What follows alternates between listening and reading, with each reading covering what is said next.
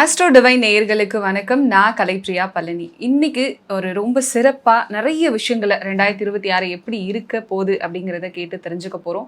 யார்கிட்ட கேட்டு தெரிஞ்சுக்க போறோம் அப்படின்னா, லக்ஷ்மி நாராயண ஸ்ரீ ராமானுஜஜியர் அண்ணா சுவாமி அவர்கள்கிட்ட தான் கேட்க போறோம். வணக்கம் சார். வணக்கம்மா. எப்படி இருக்கீங்க? நல்லா இருக்கம்மா. 2025 நிறைய விஷயங்கள் மக்கள் பார்த்தாங்க, செஞ்சாங்க, கேட்டாங்க அப்படின்னு 2025 முடிஞ்சு போச்சு. 2026க்குள்ள காலடி எடுத்து வைக்க போறோம்.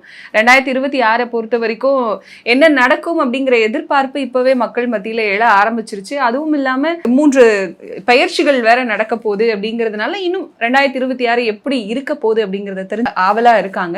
2026 எப்படி இருக்க போகுது நீங்க சொல்லுங்க. ஆஸ்ட்ரோ டிவைன் ஆன்மீக அன்பர்களுக்கு என்னுடைய அன்பான ஆசீர்வாதத்தை தெரிவித்துக் கொள்கின்றேன். 2025 பொறுத்த வரைக்கும் செவ்வாய், அதாவது பார்த்தீங்கன்னா சேனாதிபதினு சொல்லுவாங்க, அந்த ஒரு போர் கிரகம் என்று சொல்லக்கூடிய செவ்வாயினுடைய ஆண்டாகத்தான் இருந்தது. 2026 பொறுத்த வரைக்கும் ராஜ கிரகம் என்று சொல்லக்கூடிய குருவினுடைய ஆண்டாக பிறக்கின்றது. எண்கணித பிரகாரம் பார்த்தீங்கன்னா 2026 ஒன்றுக்குரியவன் யாருன்னா சூரியன். அந்த வகையில் பார்க்கும்போது 2026ஆம் ஆண்டில் ஒரு முக்கியமான பயிற்சிகளையும் நாம் சந்திக்க போகின்றோம். திருக்கணித பிரகாரம் பார்த்தீங்கன்னா நம்ம சனி பயிற்சியை சந்தித்தோம். அடுத்தது வாக்கிய பிரகாரம் பார்த்தீங்கன்னா சனி பயிற்சி எப்படி இருக்கும் என்பதை இந்த இதில் பார்க்க போகிறோம். 2026 ஆண்டாவது ஒரு நம்பிக்கை தருமா, ஒரு நிம்மதியான வாழ்வை தருமா, பிரச்சனை இல்லாத ஒரு வாழ்க்கை அமையுமா என்று எதிர்பார்ப்பது இயற்கை தானே. அந்த வகையில் பார்க்கும்பொழுது 2026ஆம் ஆண்டு 12 ராசி, அதில் பார்க்கும்போது மேஷம் தொடங்கி மீனம் வரை ஒவ்வொரு ராசிக்கான பலன்களை எல்லாம் இப்போ நம்ம சோடி பிரசனத்தில் பார்க்க போகிறோம். சார், அடுத்ததா சிம்ம ராசிக்காரர்கள் 2026 எப்படி இருக்க போது எங்களுக்கு அப்படிங்கிற எதிர்பார்ப்பு வந்துருச்சு. ஏன்னா கொஞ்ச நாள் தான் இருக்கு 2026 பிறக்கிறதுக்கு அப்படின்னு சொல்லும் போது, ஸோ இவங்களுக்கு சிம்மராசிக்காரர்களுக்கு 2026 எப்படி இருக்க போகுது? சிம்மம் 2026 பொறுத்த வரைக்கும் கடந்த காலத்தில் பார்த்தீங்கன்னா 2025 நிறைய தொழில் ரீதியாக மன ரீதியாக கடுமையான பாதிப்புகளை சந்தித்திருப்பாங்க. என்னுடைய அனுபவத்தில் பார்த்தீங்கன்னா 12 ராசி 27 நட்சத்திரத்தில் சிம்மராசியை பொறுத்த வரைக்கும் ஒரு போராட்டமான ஒரு வாழ்வு தான். ஜான் ஏறினா முழ சறுக்கக்கூடிய ஒரு நிலையை தான் சந்தித்தார்கள். இந்த 2026 எப்படி இருக்குங்கிறத பார்க்கலாம். சிம்மத்தை பொறுத்த வரைக்கும் மகம், சிம்மத்தை பொறுத்த வரைக்கும் பூரம்,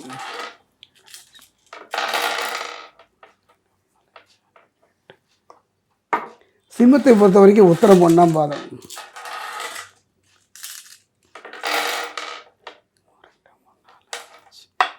சிம்மராசியை பொறுத்த வரைக்கும் ஒரு பெரிய பிரச்சனை என்னன்னு பார்த்தீங்கன்னா, திருக்கணித பிரகாரமும் சனி பகவான் தான், இல்லை வாக்கிய பிரகாரம் பார்த்தீங்கன்னாலும் சனி பகவானுடைய பாதிப்பு தான். ஆனாலும் கூட கவலையே பட வேண்டாம், கண்ணீர் சிந்த வேண்டாம், நல்ல முன்னேற்றம் தரக்கூடிய ஆண்டு. ஏன்னா இந்த ஒரு கிரகம் காரணம் பார்த்தீங்கன்னா சிம்மத்தை பொறுத்த வரைக்கும் கண்டக சனி. கண்டக சனியாக இருந்த ஒரு மனிதனுடைய வாழ்க்கையில உடல்ல தான் கவனமா இருக்கணும். உடல் ரீதியாக, ஏன்னா நம்ம எவ்வளவு சம்பாதிச்சாலும் சம்பாதிச்சு போல விரைய செலவாக, அதுவும் மருத்துவம் சார்ந்த செலவை சந்திக்கக்கூடிய ஒரு சூழ்நிலை அமையும். தேவையில்லாத வம்பு வழக்குகள் வருவதற்கான சூழ்நிலை இருக்க, ஏற்கனவே வந்த வம்பு வழக்கிலிருந்து விடுதலை பெறக்கூடிய ஒரு அற்புதமான காலகட்டம். சகோதர சகோதரிகள் மத்தியில் கருத்து வேறுபாடுகள் வரலாம். மாணவர்களுக்கு இந்த 2026 பொறுத்த வரைக்கும் கண்டக சரியா இருப்பதனால மாணவர்களை பொறுத்த வரைக்கும் கவனம் சிதறுகின்ற ஒரு சூழ்நிலை ஏற்படும். தந்தை அப்பா பிள்ளைகளுக்குள்ள உறவினர்களுக்குள்ள சில கருத்து வேறுபாடுகள் வரும். எதிர்கால நலனை நினைத்து படிப்பில் முழு கவனம் செலுத்தினால் வெற்றியை நோக்கி நகருவார்கள். சிலரெல்லாம் பார்த்தீங்கன்னா இழந்ததை திரும்ப பெறக்கூடிய மன ரீதியாக உடல் ரீதியாக நல்ல முன்னேற்றம் பெறுவதற்கான ஒரு நல்ல உத்வேகமும் இந்த காலகட்டத்தில் மாணவர்கள் கிடைக்கும். இப்போ தொழில் தொடங்கணும் அப்படின்னு நினைக்கிறவங்க, இல்லை ஏற்கனவே தொழிலில் நான் பலவிதமான நஷ்டங்களை பார்த்துட்டேன், எனக்கு 2026 கொஞ்சம் சிறப்பான ஆண்டு அமையுமா அப்படின்னு நினைச்சா எப்படி இருக்கும்? 2026 பொறுத்த வரைக்கும் நிறைய அனுபவங்களை பாடகமாக தந்த ஆண்டு தான். 2026 பொறுத்த வரைக்கும் அந்த அனுபவம் பாடத்தை வைத்து நல்ல முன்னேற்றம் பெறக்கூடிய ஒரு அற்புதமான ஒரு ஆண்டு தான். ஏன் இந்த கண்டக சனியாக இருக்கு இப்படி சொல்கிறான்னு கூட, கண்டக சனியாக இருந்தாலும் கூட வெற்றியை நோக்கி நகர்வதற்கான மற்ற கிரகங்கள் துணையாக இருப்பதனால புதிய தொழிலில் நல்ல மாற்றம், அரசு துறையில் வேலை செய்பவர்களுக்கு பதவி உயர்வோடு கூடிய இடமாற்றம். அதே நேரம் கவனமாக இருக்கணும்.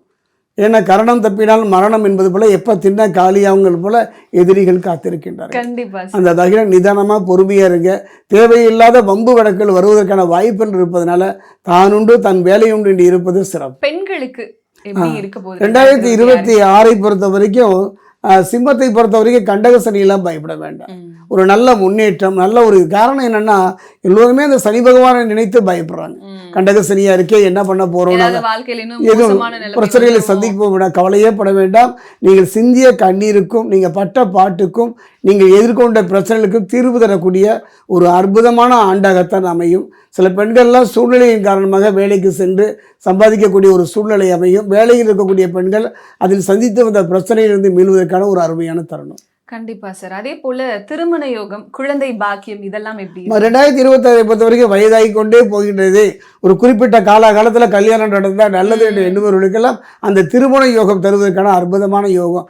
ஏன்னா சூரியனை பொறுத்த வரைக்கும் ஒரு நல்ல மாற்றத்தை தரக்கூடியவர். சனி பகவானை பொறுத்த வரைக்கும் கும்பத்திலேருந்து மீனம்தான் போயிருக்கார். அந்த வகையில் குருவினுடைய பாதம் நோக்கி சென்றிருக்காரு. நல்ல யோக பலன்கள் கிடைக்கும்.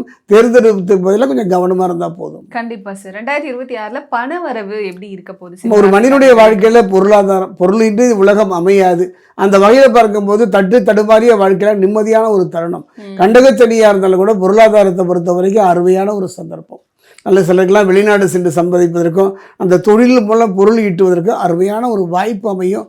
புதிய மனிதர்களுடைய தொடர்புனால நல்லா தொழிலை நல்லபடியாக அபிவிருத்தி செய்வதற்கான ஒரு காரணமும் அமையும். கண்டிப்பா சார். இவ்வளோ தெளிவாக சொல்லியிருக்கீங்க. நல்லதும் இருக்கு, கெட்டதும் இருக்கு, பார்த்து நடந்துக்கோங்க அப்படின்னு சொல்லிட்டு என்னென்ன பரிகாரங்கள்லாம் செஞ்சா இன்னும் கொஞ்சம் சிறப்பா இருக்கும் 2026? அதாவது இந்த காலகட்டத்தை பொறுத்த வரைக்கும், சிம்மத்தை பொறுத்த வரைக்கும் சனி பகவான் வக்ரமாயி அஷ்டம சனியிலிருந்து கண்டக சனியை வந்து அற்புதமான ஒரு குரு. நமக்கு எல்லாம் குருன்னா குரு பகவானைத்தானே நினைப்போம். இல்லை, சனியும் ஒரு குருவே. அந்த வகையில் நல்லவன் யாரு, கெட்டவன் யாரு, வாழ்க்கைனா என்னங்கிற அற்புதமான ஒரு பலனை திருக்கணிதத்தில் சனி பகவானுடைய வக்கர பயிற்சி நமக்கு பாடமாக தந்து விட்டது. யாருக்கு? சிம்மராசிக்கு. அந்த வகையில் இனி இவங்க வாழ்க்கையில் கலங்க வேண்டாம், கண்ணீர் சிந்த வேண்டாம். வெற்றியை நோக்கி நகர்வதற்கான அற்புதமான ஒரு யோக பலனை சனி தராட்டால் கூட மற்ற கிரகங்கள் தர தயாராக இருக்கின்றார்கள். கண்டிப்பா. எந்த கோவிலுக்கு போய் வழிபடலாம்? வழிபாடு என்று பார்த்தா ஏற்கனவே பாதி சொன்னீங்களா, கண்டக சனி அஷ்டம சனியா இருப்பதனால வேறு யாருங்க? சனி பகவான் தான்.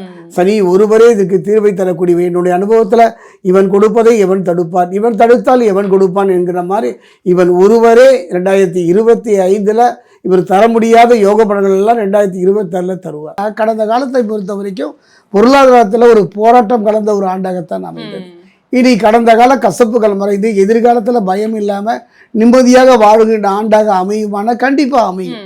நம்பிக்கை தான் வாழ்க்கை. கிரகங்கள் அது கடமையை செய்கின்றது. பலவிதமான கஷ்டங்களை அனுபவிச்சு வந்தவங்களுக்கு புது ஆண்டு அப்படிங்கிறது ஒரு கடலில் விழுந்தவனுக்கு கலங்கரை விளக்கம் தெரிகிற மாதிரி தான். அந்த வகையில் பார்த்தப்போ என்னுடைய அனுபவத்தில் கிராமப்புறத்தில் பார்த்தீங்கன்னா இந்த அரிசி அளந்து போடுவாங்க. மாகாணியில் போட்டாலும் 2 அரிசி எடுத்து படியில் போட்டுக்குவாங்க. ஏன் காரணம்? சேமிப்பு. மனிதனுடைய வாழ்க்கையில இருப்பதை வைத்துக் கொண்டு சிறப்பாக வாழக்கூடிய ஆண்டு தான். அதாவது என்னுடைய அனுபவத்தில் சிக்கனமாக, நிதானமாக, பொறுமையாக வாழக்கூடிய ஆண்டு தான். ஒரு மனிதனுக்கு பிரச்சனை எப்படி வரும், எதனால் வரும், யாரால் வரும் தெரிய முடியாத ஆண்டாக கடந்த காலம் இருந்தது. இனி எடுத்து வைக்கின்ற அடி தான் உண்டு, தன் வேலை உண்டு என்று இருப்பது, எதிர்காலத்தை பற்றியே நினைப்பது இந்த 2026 ஆண்டுல ஒரு நற்பலனை தரக்கூடிய ஆண்டாக அமையும். கண்டிப்பா சார். நம்ம இப்போ நிறைய நம்ம பரிகாரங்கள்ல சொன்னோம், பல கடவுள்களை வழிபடுங்க அப்படின்னு சொல்லிட்டு.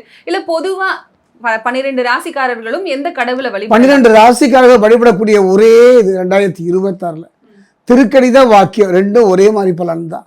அந்த வகையில் திருத்தணி பாதசனீஸ்வரர் ஆலயம் சென்று சனி பகவானை அங்கே தரக்கூடிய நல்லெண்ணெயை கொண்டு அவங்க கையினாலே அபிஷேகம் பண்ணி அவர் பாதம் பணியலாம். வேற எங்கேயுமே இந்த மாதிரி கிடையாது. ஏன்னா சனி பகவானை பொறுத்த வரைக்கும் தொடுதலோ நெருங்குதலோ கொஞ்சம் பயம், அச்சம். ஆனால் இந்த ஆலயத்தில் சிவபெருமான் இடது கையில் வில்லம்பு, வலது கையில் சிவலிங்கம் அமைச்சிருக்கார். அப்போ இவரை வழிபடுவது மிகப்பெரிய ஒரு மாற்றம், தாக்கம் வரும்.